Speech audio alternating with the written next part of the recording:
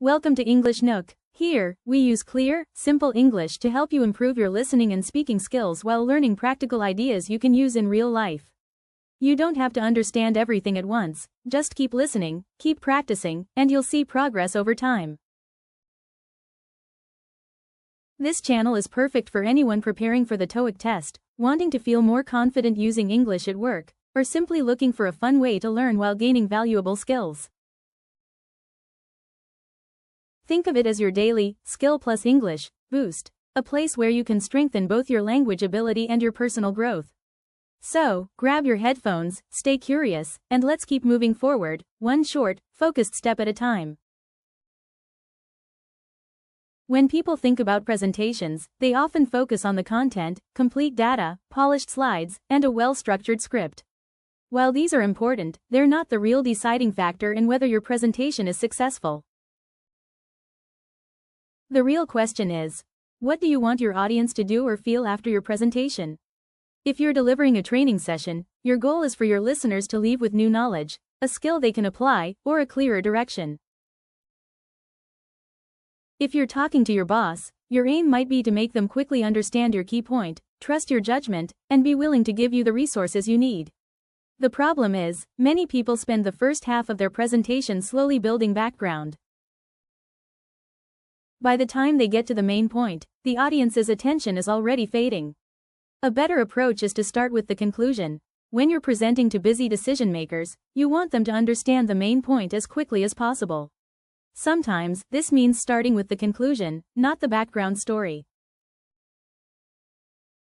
Give them the answer first, then fill in the details if they want to know more. Other times, you might face a request that seems almost impossible. Instead of rejecting it outright, think about how you could frame the situation so the person in charge understands the key challenges and sees a clear way to help you. In both situations, the way you structure your message can make the difference between getting a quick yes and leaving the room with no decision at all. Presentations aren't just about sharing facts, they're about strategy and influence. And that's exactly what today's 5 techniques will help you master. Beyond the usual tips like knowing your audience and rehearsing, there's a deeper level to presenting that can truly set you apart. This is especially true in a world where everyone is busy and your time to make an impact is short.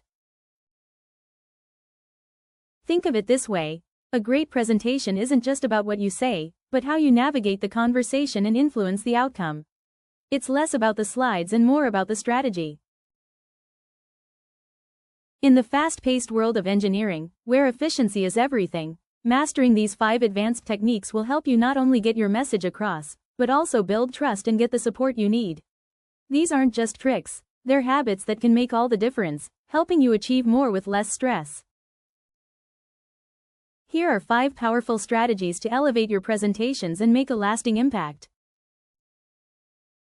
Number 1, lead with the conclusion. Get straight to the point. In many professional settings, particularly when addressing busy bosses or decision makers, leading with the conclusion is a golden rule. You should avoid lengthy introductions or detailed process reports.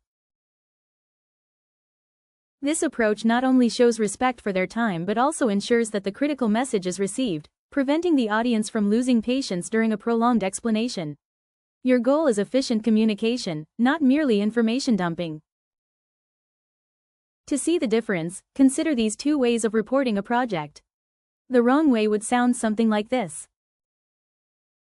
Boss, last month we spent 2 weeks researching the pros and cons of all similar products on the market, followed by an internal team discussion.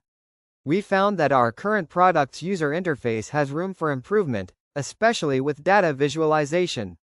After evaluating several options, we believe the best way to improve the user experience is.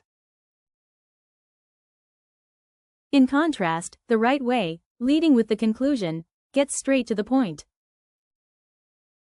Boss, our conclusion is, we should prioritize upgrading our product's data visualization feature, which is projected to increase user satisfaction by 15%.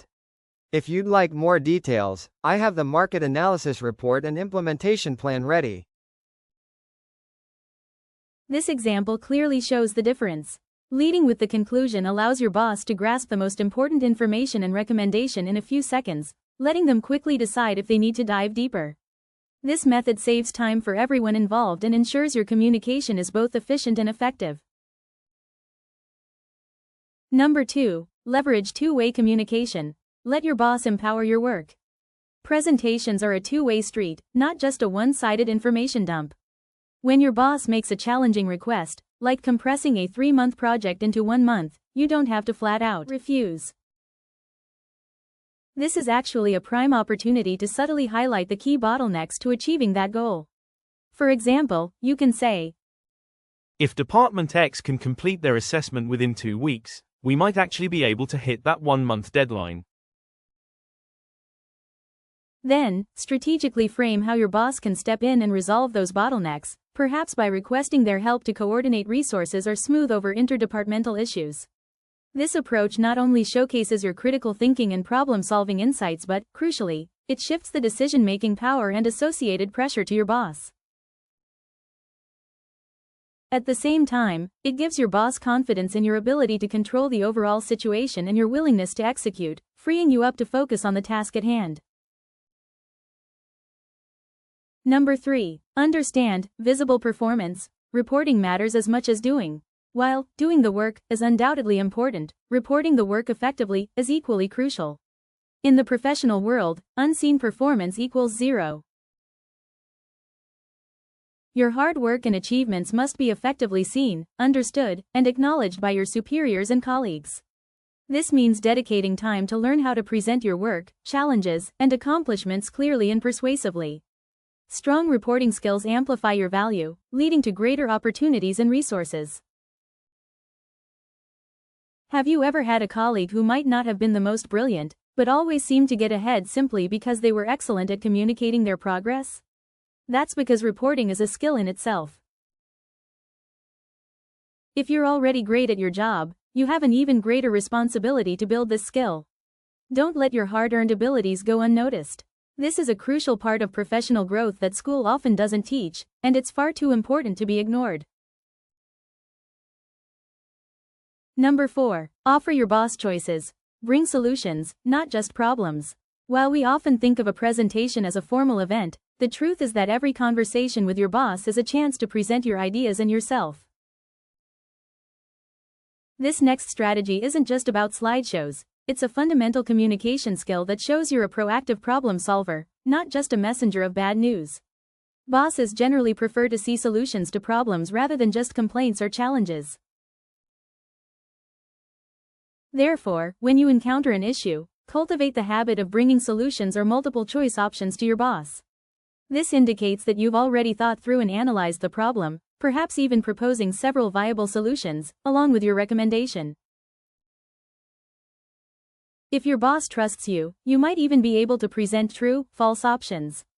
People don't like being forced to change, but they do enjoy changing effortlessly. Your proposals need to be actionable and convince your boss that they are valuable to implement and not overly difficult, thus making a tangible contribution. Number 5. The art of communication. Navigating facts and feelings. The real goal of any presentation isn't just to share information, it's to achieve an outcome. What I'm trying to say is, the most important skills aren't always about the content of your slides, but about how you handle the conversation afterward. This is a universal and practical skill for getting things done. Most of the time, being objective and specific is the best way to move forward. You want to use clear facts and avoid a lot of descriptive words that might muddy the point. However, when you're talking with someone who is emotional or frustrated, this all changes. At that point, your top priority is to show empathy and try to see things from their perspective. You might need to take more time, listen closely, and use more personal or friendly language to build a connection and calm the situation. Once things have settled down and the tension is gone, you can gently guide the conversation back to the facts and the solutions. This ability to read the room and adapt your communication style is a high-level skill that helps you succeed in any complex work environment. I hope these 5 strategies inspire you to rethink how you approach your next presentation or meeting. You don't have to wait for a big, high-stakes event to practice. Small project updates, weekly team meetings, and even one-on-one conversations with your boss are perfect opportunities to sharpen your skills. At first, it might feel awkward or unnatural to lead with the conclusion, involve your boss in problem solving, or consciously adjust your tone to match the situation. That's okay. The goal is progress, not perfection. Over time, you'll notice that people understand you faster, they trust your judgment more, and they're more willing to give you the support you need. That's the true power of strategic communication. It reduces stress while increasing your impact. And remember, I'll be here in every video to guide you. You can always come back, re-listen, and refresh these ideas until they become second nature. Don't treat these techniques as presentation tricks. See them as tools that help you make things happen, solve problems more effectively, and build stronger working relationships. Every meeting, no matter how small, is a chance to practice. The more you use these skills, the more they'll become part of who you are, and that's when real, lasting change happens. If you found this video helpful, please take a moment to like, subscribe, and turn on the notification bell so you won't miss future lessons.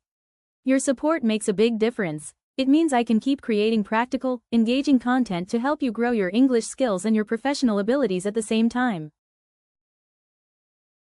Think of each video as a small step forward. Over weeks and months, those small steps add up to real progress. So let's keep learning, practicing, and improving together.